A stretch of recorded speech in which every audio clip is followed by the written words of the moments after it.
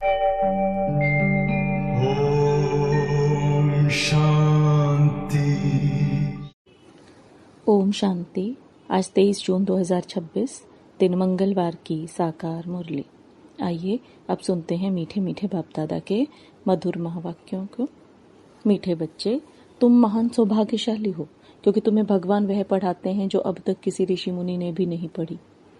प्रश्न, ड्रामा की कौन सी भाभी तुम बच्चे जानते हो, दुनिया के मनुष्य नहीं? उत्तर, तुम जानते हो इस रुद्र ज्ञान यज्ञ से विनाश ज्वाला प्रज्वलित हुई है। अब सारी पुरानी दुनिया इसमें स्वाहा हो जाएगी। यह भावी कोई टाल नहीं सकता। यह ऐसा अश्वमेघ अविनाशी रुद्र यज्ञ है जिसमें सारी सामग्री स्वाहा होगी। फिर हम इस पतित दुनिया में नहीं आएंगे। इसे ईश्वर की भावी नहीं, ड्रामा की भावी कहेंगे। गीत। मुखड़ा देख ले प्राणी। ओम शांति। तुम बच्चे भी मनुष्य हो। यह मनुष्यों की सृष्टि है। इस समय तुम ब्राह्मण धर्म के मनुष्य बने हो। बाप शिक्षा देते हैं आत्माओं को। आत्मा को अभी अपने स्वधर्म का पता है कि हम आत्मा इस शरीर को चलाने वाली हैं। आत्मा का यह रथ है। जैसे बाप इस रथ पर आकर सवार हुए हैं, तुम्हारी आत्मा भी इस रथ पर सवार है। सिर्फ आत्मा को यह ज्ञान भूल गया है कि हम आत्मा शांत स्वरूप हैं। हमारे रहने का स्थान ही मूल वतन में है। यह शरीर हमको यहाँ मिलता है। ऐसे ऐसे अपने साथ बातें करनी है।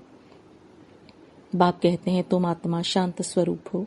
अगर तुम चाहो हम शांति में बैठें तो अपने को आत्मा समझ शांति धाम के निवासी समझो। थोड़ा समय शांति में बैठ सकते हैं। मनुष्य शांति ही मांगते हैं। मन को शांति चाहिए, यह आत्मा ने कहा। परंतु मनुष्य यह नहीं जानते कि मैं आत्मा हूँ। यह भूल गए हैं। एक कहानी भी है ना, रानी के गले में हार पड़ा था और ढूंढती थी बाहर। तो बाप भी समझाते हैं शांति तो तुम्हारा स्वधर्म है। बच्चों ने समझा है हम आत्माएं शांत स्वरूप हैं। यहाँ आई हैं पाठ बजाने। इन ऑर्गन्स से डिटैच हो जाते हैं तो आत्मा शांत है। आत्मा अपने स्वधर्म शांति में जितना चाहे बैठ सकती है। चाहो हम इस शरीर से काम ना करें तो शांत में बैठ जाओ। यह है सच्ची शांति। इनको तुम ढूंढते नहीं। तुम्हारा स्वधर्म शांत है। अभी यहाँ पाठ बजा रहे हैं। बाप द्वारा मालूम पड़ा है। हमने 84 जन्मों का पाठ बजाया। इन 84 जन्मों के चक्र का कोई को पता नहीं। सिर्फ तुम बच्चे ही समझते हो। पहले हम सूर्यवंशी राजा व प्रजा थे, फिर चंद्रवंशी सो वैश्यवंशी सो शूद्रवंशी बने। अब फिर से हमको सूर्यवंशी बनना है। तुम बच्चे सृष्टि के आदि मध्य अंत को जान गए हो। तुम कितने सौभाग्यशाली हो। बाप तो यथार्थ बात समझाते हैं। यह है ही सदगति मार्ग। यह समझाना है कि सर्व का सदगति दाता एक है। अभी जान गए हो। हमको बाबा आकर 21 जन्मों के लिए सदगति प्राप्त करा रहे हैं। बाहर वाले मनुष्य इन बातों को जानते ही नहीं। तुम ब्रह्मा कुमार कुमारियां ही जानते हो। कोई पूछते हैं तुम बीके क्या जानते हो। परीक्षा तो होनी ही चाहिए कि ब्राह्मण व ब्राह्मणी हैं व नहीं। अगर तुम ब्रह्मा के बच्चे हो तो सृष्टि चक्र को जरूर जानते होंगे। बाप रचयिता को जानते हो। ऋषि मुनि आदि तो रचता और रचना को जानते ही नहीं, तो गोया नास्तिक ठहरे। तुम भी नास्तिक थे। तुम भी रचता बाप और रचना के आदि मध्य अंत को नहीं जानते थे। स्कूल में पहले अनपढ़ ही आते हैं, फिर कहेंगे स्कूल में यह पढ़ा है। अभी तुम हो ईश्वरीय पढ़ाई में। परम पिता परमात्मा तुमको पढ़ा रहे हैं। यह बुद्धि में समझना चाहिए। रचता तो एक शिव बाबा ही है। रुद्र ने ज्ञान यज्ञ रचा, यह शास्त्रों में भी है। अब रुद्र और शिव परमात्मा में फर्क तो कोई है नहीं। यह भी है कि रुद्र ज्ञान यज्ञ से विनाश ज्वाला निकली। सिर्फ रुद्र शिव की जगह श्री कृष्ण का नाम डाल दिया है वही गीता। कहते हैं इस ज्ञान यज्ञ से विनाश ज्वाला प्रज्वलित हुई। तो स्वराज्य के लिए यह ज्ञान यज्ञ है। इसमें पुरानी दुनिया स्वाहा होनी है। यज्ञ में सारी आहुति अर्थात सामग्री डालते हैं, सब स्वाहा कर देते हैं। तो इस रुद्र ज्ञान यज्ञ में सारी पुरानी दुनिया स्वाहा हो जाएगी। तुम अब राजयोग सीख रहे हो। इस पतित दुनिया में फिर आएंगे नहीं। यह दुनिया फिर खत्म हो जानी है। तुम जानते हो नेचुरल क्लैमिटीज आदि सब होंगी। ये सारी नॉलेज तुम्हारी बुद्धि में बैठना चाहिए। शिव बाबा कहते हैं मेरी बुद्धि में ही सारा ज्ञान है। बाप सत्य है, चैतन्य है, ज्ञान का सागर है। सृष्टि के आदि मध्य अंत को जानते हैं। ऋषि मुनि तो कहते हैं हम रचता और रचना को नहीं जानते। तुमसे कोई पूछेंगे तुमको क्या मिलता है, बोलो। जिसको बड़े बड़े ऋषि मुनि आदि कहते थे कि हम रचता और रचना के आदि मध्य अंत को नहीं जानते हैं, सो हम जानते हैं। रचता बाप के सिवाय रचना के आदि मध्य अंत का राज कोई समझा नहीं सकते। रचता ही समझाएंगे। तुमको मालूम है मक्खियों की भी रानी होती है। रानी के साथ पीछे पीछे सब मक्खियां जाती हैं। रानी अर्थात माँ के साथ उनका कितना संबंध है। बेहद का बाप भी आते हैं तो सभी बच्चों को साथ ले जाते हैं। तुम जानते हो बाबा आया हुआ है, हम आत्माओं को साथ ले जाएंगे। शांति धाम में फिर से हमारा सतयुग का पाठ शुरू होगा, जिस पाठ बजाने के लिए तुम यह देवी देवता पद पा रहे हो। यहाँ तुम आते ही हो मनुष्य से देवता पद पाने। सब गुण यहाँ धारण करने हैं। इन लक्ष्मी नारायण जैसा बनना है। इनको दिव्य दृष्टि के सिवाय कोई देख न सके। अभी तुम जानते हो हम सूर्यवंशी देवता बनेंगे। तुम्हारी बुद्धि में है कि स्वर्ग की राजधानी कैसे स्थापन होती है। सतयुग में था ही देवताओं का राज्य, परंतु देवताओं के राज्य में भी फिर राक्षस आदि दिखाए हैं, यह कोई जानते ही नहीं। भारत कितना पवित्र था, महिमा भी गाते हैं, सर्वगुण संपन्न। उन्हों के आगे माथा भी टेकते हैं, मंदिर भी बहुत बने हुए हैं, परंतु यह पता नहीं कि आदि सनातन देवी देवता धर्म सतयुग का कब और कैसे स्थापन हुआ। भारत जो इतना ऊंच था वह नीच कैसे बना, यह किसी को भी पता नहीं है। कहते हैं यह भावी बनी बनाई है, किसकी भावी है वह भी नहीं समझते। ड्रामा की भावी समझे तो समझ में आए। ड्रामा का रचयिता, क्रिएटर, डायरेक्टर कौन है, सिर्फ कह देते ईश्वर की भावी। ड्रामा कहने से ड्रामा के आदि मध्य अंत को जानना चाहिए। सिर्फ किताब पढ़ने से ड्रामा का पता नहीं पड़ सकता, जब तक जाकर कोई ड्रामा देखे नहीं। जैसे अखबार में भी पढ़ा था, एक श्री कृष्ण चरित्र का ड्रामा बना हुआ है, परंतु देखने बगैर कोई समझ थोड़े ही सकता है।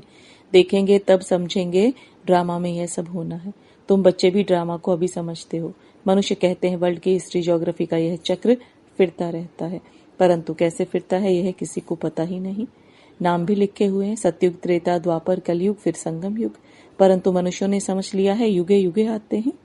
सतयुग त्रेता का भी संगम होता है, परंतु उस संगम का कोई महत्व नहीं है, वहां तो कुछ होता नहीं। यह बातें तुम जानते हो। सतयुगी सूर्यवंशी ने फिर चंद्रवंशियों को राज्य कैसे दिया। ऐसे नहीं चंद्रवंशियों ने सूर्यवंशियों पर जीत पाई, नहीं। जो चंद्रवंशी का राजा होता है तो सूर्यवंशी राजा रानी उनको राज्य भाग्य का तिलक दे तख्त पर बिठाते हैं। राजा राम, रानी सीता का टाइटल मिलता है। किसने दिया, कहेंगे सूर्यवंशियों ने ट्रांसफर किया, अब तुम राज्य करो। जो सीन तुम बच्चों ने साक्षात्कार में देखी, बाकी कोई लड़ाई आदि नहीं लगती है। जैसे किसी को राजाई दी जाती है वैसे देते हैं, उन्हों के पैर आदि धोकर उनको राज्य तिलक देते हैं। वहां कोई गुरु गोसाई तो होते नहीं है। अब तुम बच्चों की बुद्धि में है हम दैवी स्वभाव वाले बनते हैं। सूर्यवंशी चंद्रवंशी राज्य में हम कितने सुखी होंगे। बाबा हमको दुख से निकाल सुख में ले जाते हैं और कोई सुखी बना ना सके। साधु लोग खुद भी चाहते हैं हम शांति धाम में जाएं। बाप कहते हैं मैं इन साधुओं आदि का भी उद्धार कर सबको शांति धाम में ले जाता हूँ। सन्यासी तो आते ही द्वापर में है। स्वर्ग में हम देवताएं ही रहते हैं, वहां भी सेक्शन अलग अलग हैं। सूर्यवंशियों का अलग, चंद्रवंशियों का अलग, फिर बाद में इस्लामी, बौद्धि, सन्यासी आदि जो भी आते हैं सबका सेक्शन अलग अलग बना हुआ है। जब हम राज्य करते थे तो दूसरा कोई था नहीं। मूल वतन में भी ऐसी माला नंबरवार बनी हुई है। आदि सनातन देवी देवता धर्म वालों की है पहली बिरादरी, फिर और बिरादरियां निकलती हैं। यह बिरादरी है बड़े ते बड़ी, और दूसरे जो धर्म स्थापक आते हैं सब उनसे निकले हुए हैं। तुम कहेंगे इस्लामियों की है सेकंड नंबर बिरादरी, फिर बौद्धियों की बिरादरी थर्ड नंबर, हम है फर्स्ट, बाकी हद की और छोटे छोटे तो लाखों होंगे। यहाँ तो मुख्य है 4 बिरादरियां। पहले पहले हम आते हैं, फिर इस्लामी, बौद्धि, क्रिश्चियन आदि आते हैं। अभी हम नीचे गिर गए हैं, हमको ही 84 जन्म ले पाठ बजाना है। जो अभी लास्ट में है वही फिर फर्स्ट में होंगे। देवी देवताएं अब पतित होने के कारण अपने को देवी देवता कहला नहीं सकते। देवताओं को तो पूजते हैं, इससे सिद्ध है उन्हों की बिरादरी के हैं। सिख लोग गुरु नानक को मानते हैं, उनकी बिरादरी के हैं। सतयुग में पहला नंबर हमारी बिरादरी है, उनसे ऊंच बिरादरी कोई होती नहीं। हम ऊंचते ऊंच बिरादरी वाले हैं। हम सबसे जास्ती सुख भोगते हैं, फिर वही कंगाल बनते हैं। सबसे जास्ती दुखी यह हैं, कर्जा भी यह लेते रहते हैं। कितने साहूकार थे, अभी कितने गरीब हैं, सब कुछ गंवा बैठे हैं। यह है ही दुख धाम। अब बाप फिर तुमको सुख धाम का मालिक बनाते हैं, बाकी सब चले जाएंगे शांति धाम। आधा कल्प तुम सुख भोगते हो, बाकी सब शांति में रहते हैं। चाहते भी हैं हम मुक्ति में जाएं, सुख को काग विष्टा समान समझते हैं। उनको सुखधाम का अनुभव ही नहीं है, तुमको अनुभव है। महिमा भी गाते हैं, परंतु पतित होने के कारण भूल गए हैं। अब बाप याद दिलाते हैं, हे भारतवासी, तुम देवी देवता धर्म के हो। द्वापर से नाम बदली कर दिया है, देवता धर्म वाले ही पतित बन गए हैं। गाते भी रहते हैं, हे पतित पावन आओ। बाप ने बताया है तुम कितने जन्म पावन दुनिया में थे, कितने जन्म पतित दुनिया में थे, अब फिर पावन दुनिया में जाना है। यह पाठशालाओं की पाठशाला है, यज्ञों का यज्ञ है। सारी पुरानी दुनिया इसमें खत्म होनी है। होलिका जलाते हैं, यह सब पर्व अभी के हैं। आत्मा चली जाएगी, बाकी शरीर खत्म हो जाएंगे। यह नॉलेज कोई सन्यासी आदि दे ना सके। गीता में कुछ है परंतु आटे में नमक, ज्ञान प्रायलोप हो जाता है। शिव बाबा कहते हैं हमने यह यज्ञ रचा है, इसमें तन मन धन सब स्वाहा करते हैं, जीते जी मरते हो।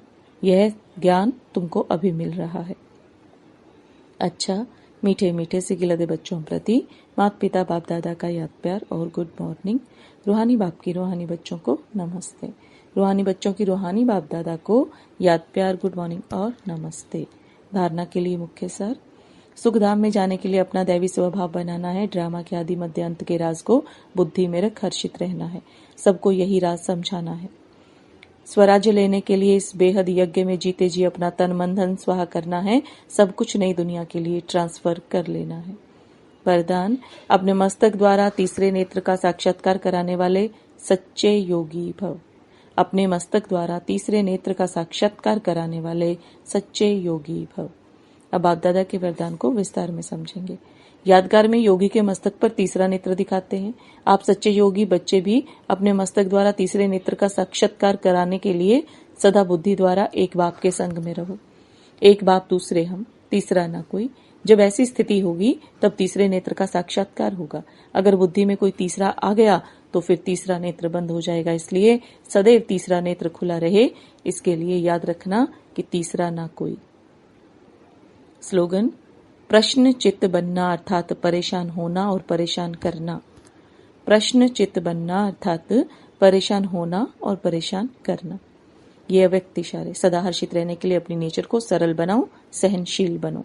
जो जैसे कर्म करता है वैसा उनका नाम भी पड़ता है। कर्म यदि श्रेष्ठ है तो नाम पड़ेगा श्रेष्ठ मणि। श्रेष्ठ मणि बनने के लिए मन, वाणी, कर्म में सरलता और सहनशीलता, यह दोनों गुण आवश्यक हैं। अगर सरलता है, सहनशीलता नहीं तो भी श्रेष्ठ नहीं। इसलिए सरलता और सहनशीलता दोनों साथ साथ चाहिए। ओम शांति।